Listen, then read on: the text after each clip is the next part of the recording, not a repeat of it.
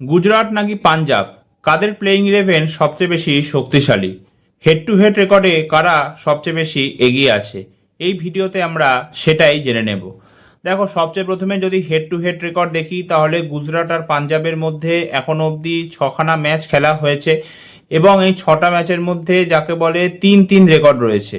মানে দুজনেই যাকে বলে সেম সংখ্যক ম্যাচ কিন্তু জিতেছে।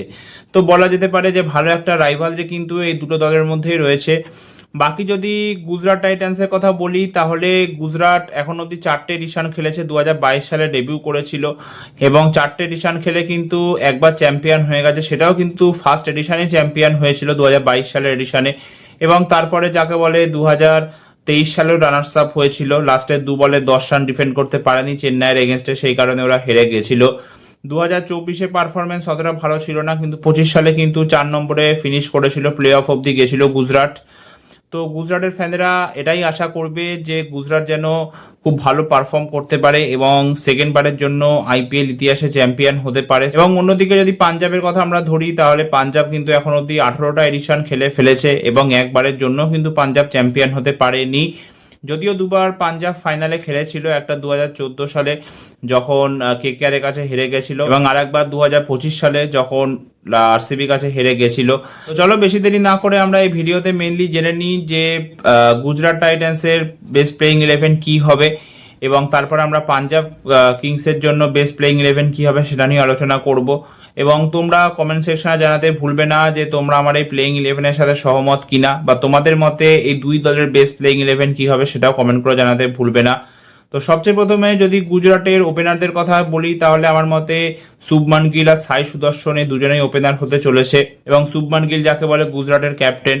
3 নম্বরে আমার মতে জস বাটলার থাকবে উইকেট কিপার, 4 নম্বরে গ্লেন ফিলিপস, 5 নম্বরে রাহুল তেওয়াটিয়া, 6 নম্বরে আমি ওয়াশিংটন সুন্দরকে রাখছি, 7 নম্বরে শাহরুখ খান, 8 নম্বরে রশিদ খানকে রাখছি, 9 নম্বরে সাই কিশোর, তারপরে 10 নম্বরে যাকে বলে মোহাম্মদ সিরাজ, 11 নম্বরে কাগিসো রাবাডা বা লুক উড, এই দুজনের মধ্যে একজন।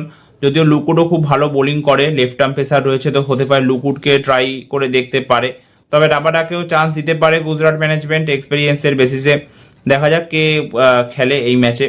এবং তার সাথে ইম্প্যাক্ট প্লেয়ার হিসাবে কিন্তু আমি রেখেছি অশোক শর্মা বা প্রসিদ্ধ কৃষ্ণাকে। এবার দেখো, অশোক শর্মাকে আমরা ডোমেস্টিকে খুব নাম শুনেছিলাম যে ভালো বোলিং করতে, যদিও একটু হাই ইকোনমি ছিল কিন্তু তারপরেও যাকে বলে 150+ রেগুলার টাচ করছিল, তো ওই জন্য অশোক শর্মাকে দেখার জন্য আমরা সবাই মুখিয়ে আছি। এছাড়া প্রসিদ্ধ কৃষ্ণার 2025 সালের সিজনটা খুব ভালো গেছিল, 24খানা উইকেট নিয়েছিল, তো প্রসিদ্ধ কৃষ্ণাকেও যাকে বলে সুযোগ দিতে পারে। তো এই হচ্ছে আমার মতে গুজরাট টাইটান্সের বেস্ট প্লেইং ইলেভেন। এরপরে যদি আমরা পাঞ্জাব কিংসের বেস্ট প্লেইং ইলেভেনের দিকে নজর দিই তাহলে প্রাভসিমরান সিং এবং তার সাথে প্রিয়ান সারিয়া, এই দুজন আমার মতে ওপেনার হতে চলেছে এবং প্রাভসিমরান সিংকে ধরে রাখো যাকে বলে উইকেট কিপার হবে। 3 নম্বরে ক্যাপ্টেন শ্রেয়াস আইয়ার, 4 নম্বরে আমি রাখছি নেহাল ওয়াধেরাকে, 5 নম্বরে রাখছি আফগানিস্তানের অলরাউন্ডার আজমাতুল্লাহ ওমারাজাইকে, 6 নম্বরে মার্কাস স্টয়নিস, 7 নম্বরে শশাঙ্ক সিং, 8 নম্বরে রাখছি মার্কো জ্যানসেনকে, 9 নম্বরে বেন ডোয়ার সুইস বা জেভিয়ার বাটলেট, এই দুজনের মধ্যে একজন। তবে কাকে সুযোগ দেয় সেটাই হচ্ছে মেইন দেখার, তবে আমার মতে জেভিয়ার বাটলেটই সুযোগ পাবে, কারণ 10 নম্বরে আমি আর্শদীপ সিংকে রাখছি এবং আর্শদীপ সিংও লেফট আর্ম পেসার, তার সাথে মার্কো জ্যানসেনও রয়েছে, তো দুখানা লেফট আর্ম পেসার যখন রয়েছে মনে হয় না আর একজনকে সুযোগ দিতে পারে ওরা। 11 নম্বরে আমি রাখছি ইউজবেন্দ্রা চাহালকে, আর ইম্প্যাক্ট প্লেয়ার হিসাবে কিন্তু আমি রাখছি ইয়াশ ঠাকুরকে। ইয়াশ ঠাকুর খুব ভালো পারফর্ম করবে আশা রাখছি, কারণ সৈয়দ মুশতাক আলী ট্রফিতে খুব ভালো বোলিং করেছিল, ইকোনমি রেটও ভালো ছিল এবং তার সাথে যাকে বলে উইকেটও নিয়েছিল, তো আশা রাখি ইয়াশ ঠাকুর সেই পারফরমেন্স রেপ্লিকেট করতে পারবে পাঞ্জাব কিংসের হয়ে যদি ওকে সুযোগ দেওয়া হয়। তো এই ভিডিওটা এতটাই, আবার দেখা হবে একটা নতুন ভিডিওতে, ততক্ষণ সবাই সুস্থ থেকো, সাবধানে থেকো, ধন্যবাদ।